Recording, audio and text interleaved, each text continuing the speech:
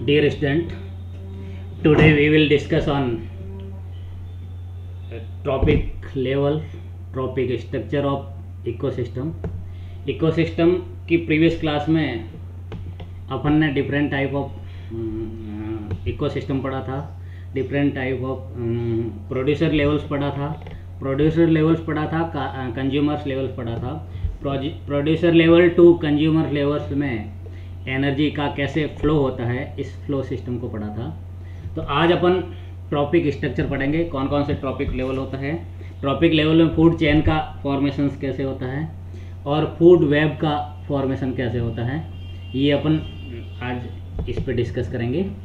तो tropic structure की अगर अपन बात करते हैं तो ट्रॉपिक स्ट्रक्चर इकोसिस्टम का एक प्रकार है जिसमें प्रोड्यूसर और कंज्यूमर का अरेंजमेंट होता है। प्रीवियस क्लास में मैंने ये बताया था कि प्रोड्यूसर्स में हमेशा प्लांट्स आते हैं जो लाइट एनर्जी या सन एनर्जी को केमिकल एनर्जी में कन्वर्ट करते हैं, है ना।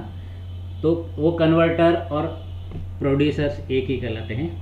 तो इसमें ट्रॉपिक स्ट्रक्चर की अगर अपन बात करते हैं तो tropic structure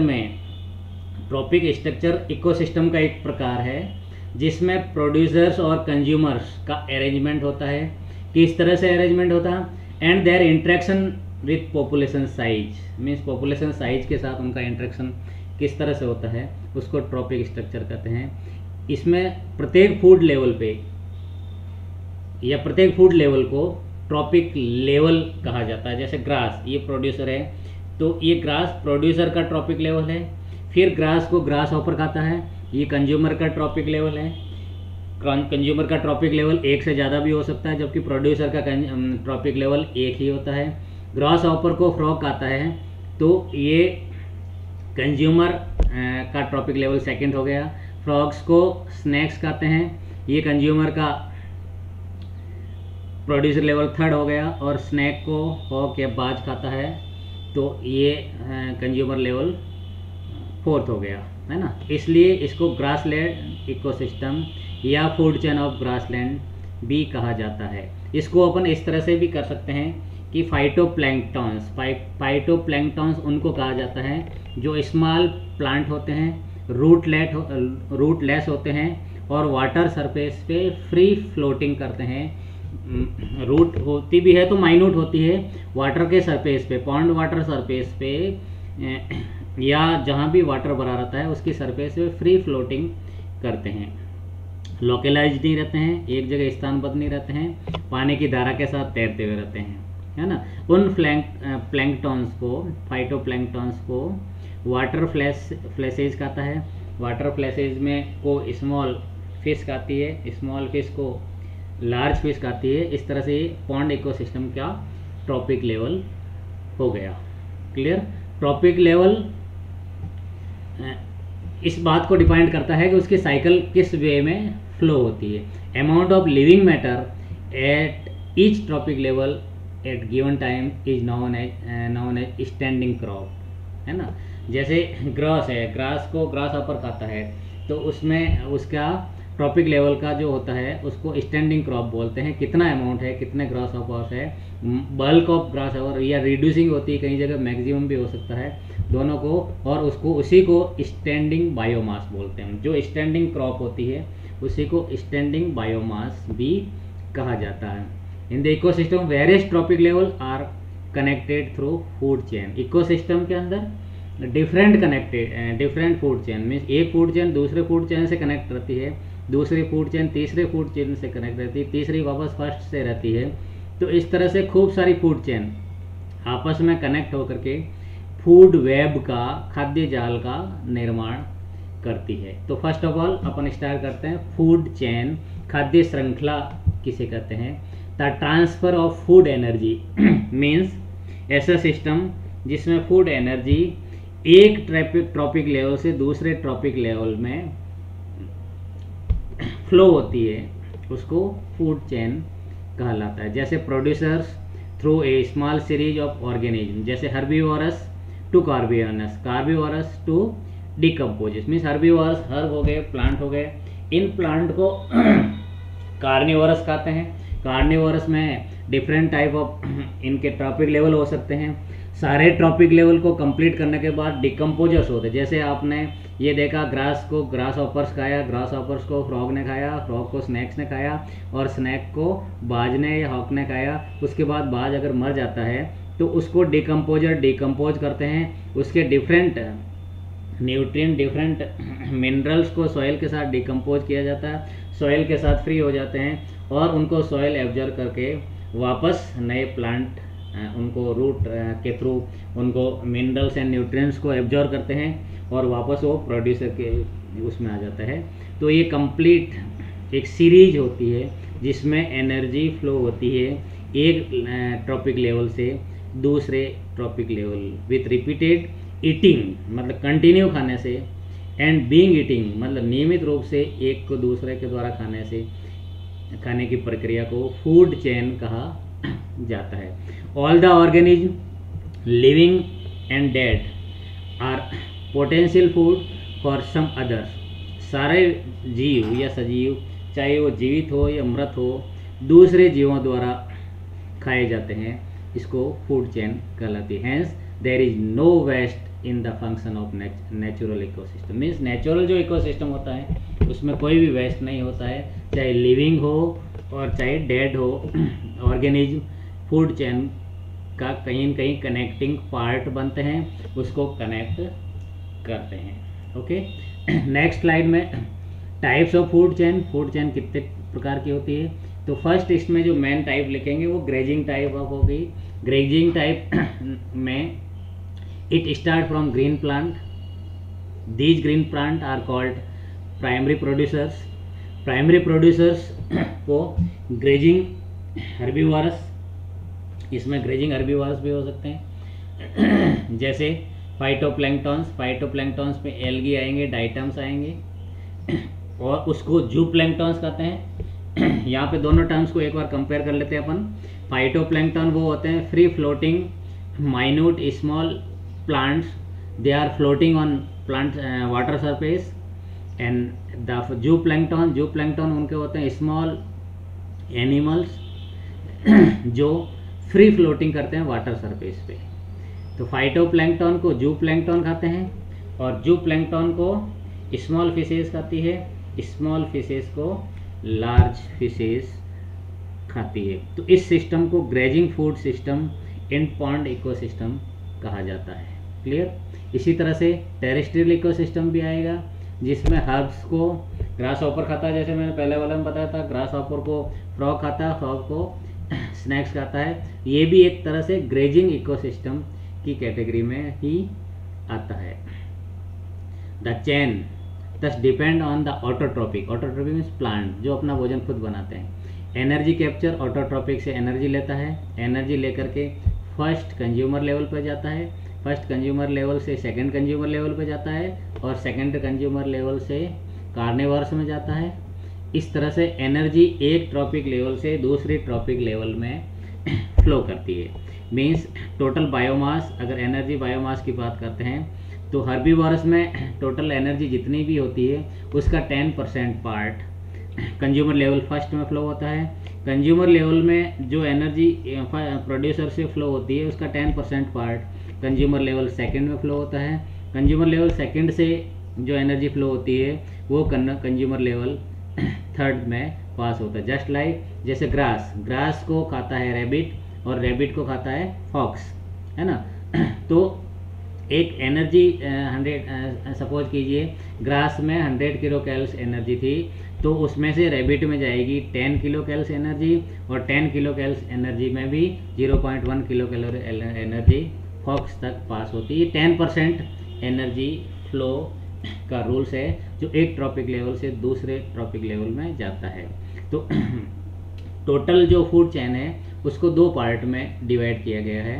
first food chain जो ट्रॉपिक लेवल में ग्रोथ करता है और फाइनल ट्रॉपिक लेवल जिसको बोलते हैं डेटेरियस्टस फूड चेन जो इनको डिकम्पोज करती है। मीन्स जैसे जिस फूड चेन में लास्ट स्टेज थी उसको बाज ने खाया, उसको फॉक्स ने खाया। अगर वो फॉक्स मर जाती है तो उसको डिकम्पोजर्स जैसे actinomycetes, different type of detritivores होते हैं वो उनको डिकम्पोज करते हैं, है ना, और डिकम्पोज करके वापस सॉइल के थ्रू मिनरल और न्यूट्रिएंट्स को सॉइल में कंप्लाइज करते हैं।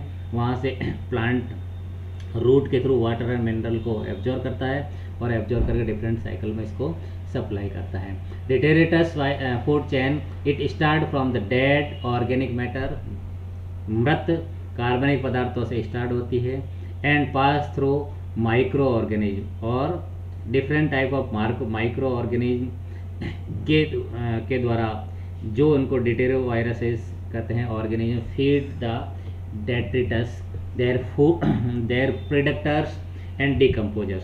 The ecosystem exhibit detritus food chain are less depend on direct solar energy. Means ये सॉइल के अंदर होती है, सोलर एनर्जी पे कभी डिपेंड नहीं रहती है। तो अब इस तरह से अपन फूड चेन को दो पार्ट में डिवाइड कर सकते हैं। ऊपर वाली जो बताई थी मैंने आपको प्रीवियस वाली, वो सोलर एनर्जी पे डिपेंड रहती है। जैसे ये है grazing food chain always depend on solar energy, but detritus food chain never depend on solar energy. These depend on chiefly on the influx of organic matter produced in another ecosystem. Such type of food chain operates in the decomposing accumulated litters. Means ऐसा litters उनको बोलते हैं जैसे dead and decompose part of plants and animals. जैसे plant की leaf है, सूखी हुई लीफ पड़ी रहती है, वो लीफ बारिश की वजह से डिकम्पोज हो जाती है, हल्की सी सड़ने लग जाती है, ह्यूमस पार्ट बना देती है, उसको लेटर्स बोलते हैं in temperate forest. A good example of detritus foods is seen in mangroves estuaries. Means mangrove vegetation जहाँ होता है वह बहुत ज़्यादा डेट्रिटस फूड दिखता है। ये सबसे बेस्ट एग्जांपल डेट्रिटस फूड का मैंग्रोव वेजिटेशंस है या मैंग्रोव एस्चुरीज है। Mangrove leaves fragment acted on by saprophytes mean to say that is fungi and bacteria, है ना। सैप्रोफाइट, पैरासाइट और फंजाई दो पार्ट में डिफ्रेंशिएटेड होती है, पैरासाइट्स एंड सैप्रोफाइट। तो सैप्रोफाइट, सैप्रोफिटिक फंजाई जो मृतोपजीवी होती है, मरे हुए dead and decayed organic matter से अपना फूड बनाती है। वो कॉलोनाइज होती है, colonise by algae are eaten by detritus consumers. जैसे क्या होता है, क्रैब्स, केकड़ा, सेम्स, निमेटोड्स, मॉलस्कन्स, इनके द्वारा ये खाया जाता है। उसके बाद में these are turn eaten by minnows and small carnivorous fish which serve as a food of large game of fish and birds. Okay, इसके बाद अपन बात करते हैं फूड वेब या फूड वेब की इंटरलॉकिंग कैसे होती है। First of all food web बनता कैसे, मीन्स जैसे एक फूड चेन है, एक फूड चेन की बात करते हैं अपन।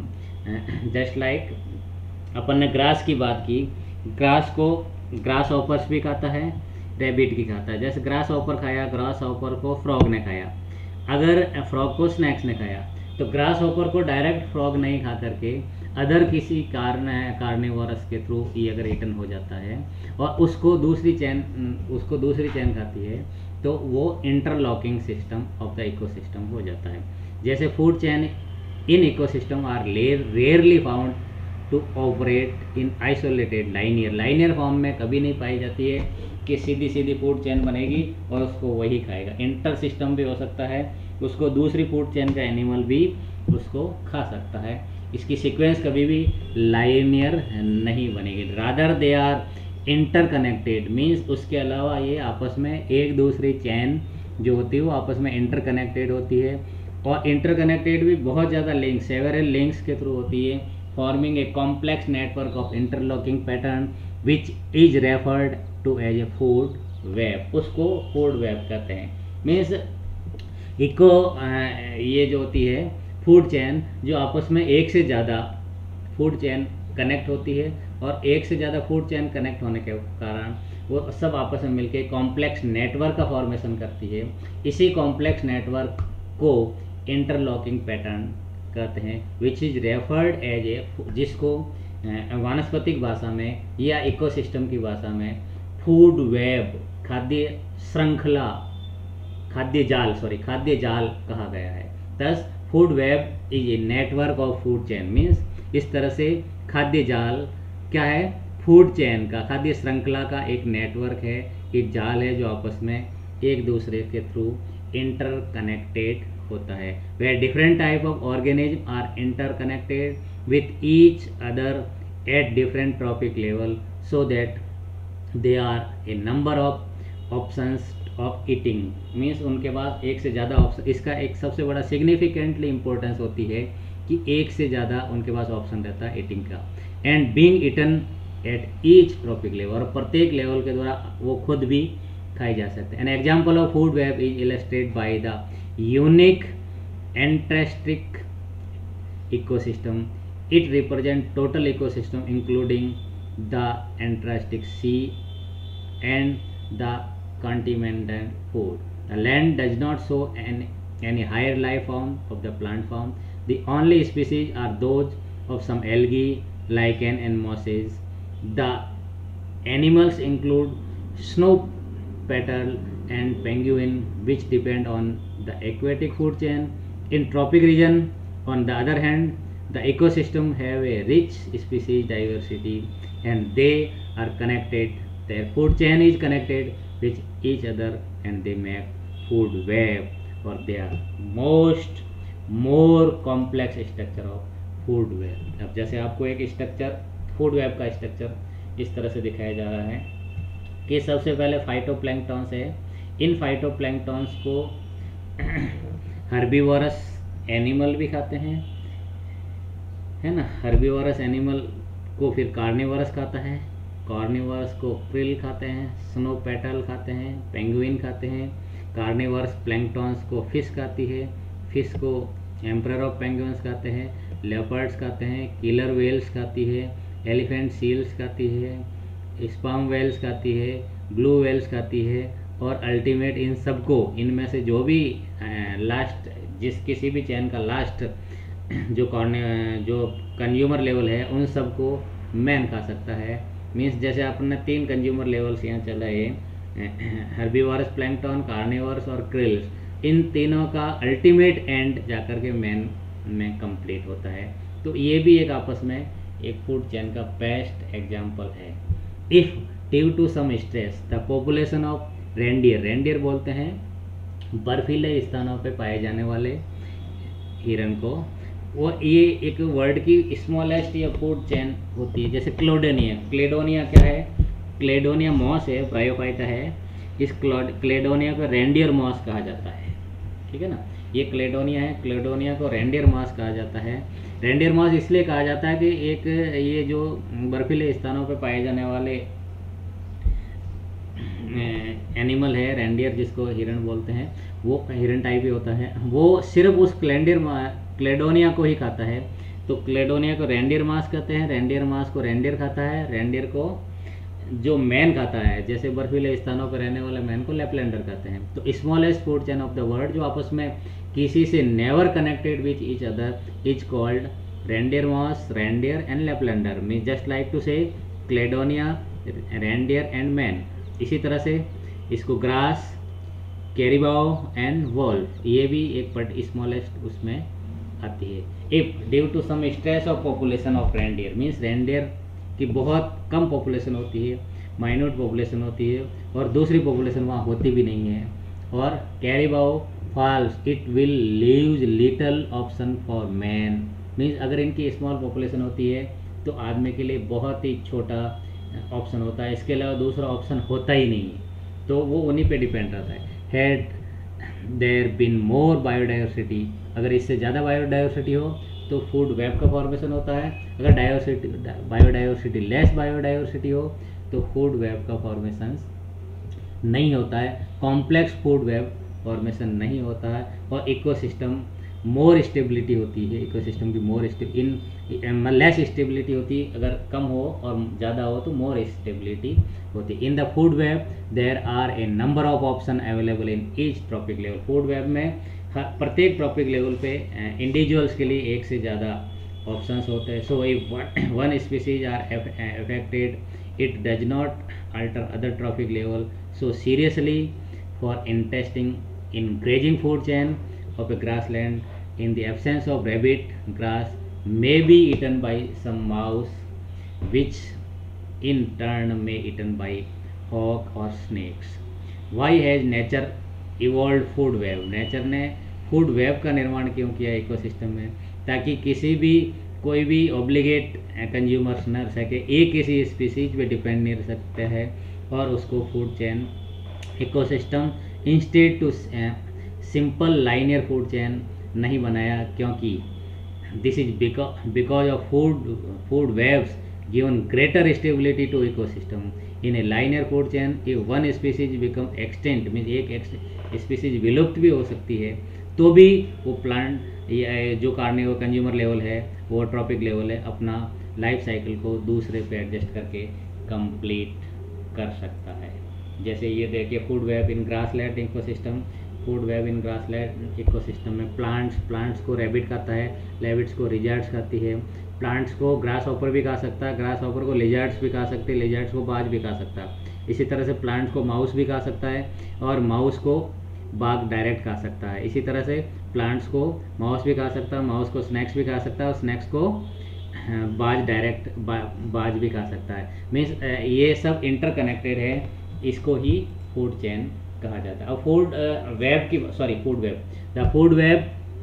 वेब की बात करते हैं। The complexity of any food web depend upon the diversity of organism.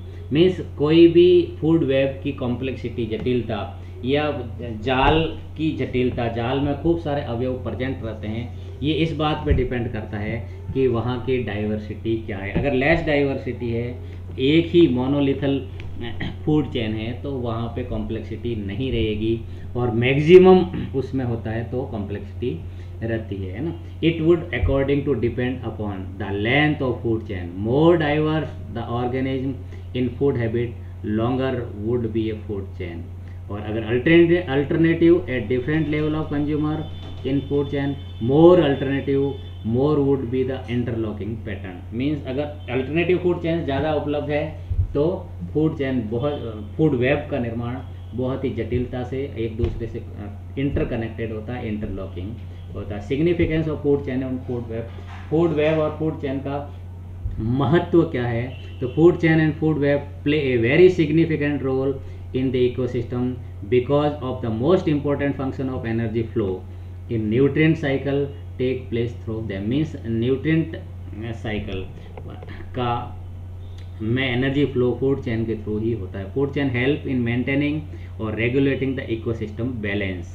और थर्ड पॉइंट है, food chain show a unique property of biological magnificence of the several pesticides and heavy metals which are non biodegradable in the nature. उन सबको degrade करती है, और soil का प्योरिफिकेशंस करती है, और एनवायरनमेंट का भी प्योरिफिकेशंस करती है। Such chemical increase in concentration of each successive trophic level, इसलिए इनका इकोसिस्टम में बहुत बहुत बहुत महत्व है। थैंक्स।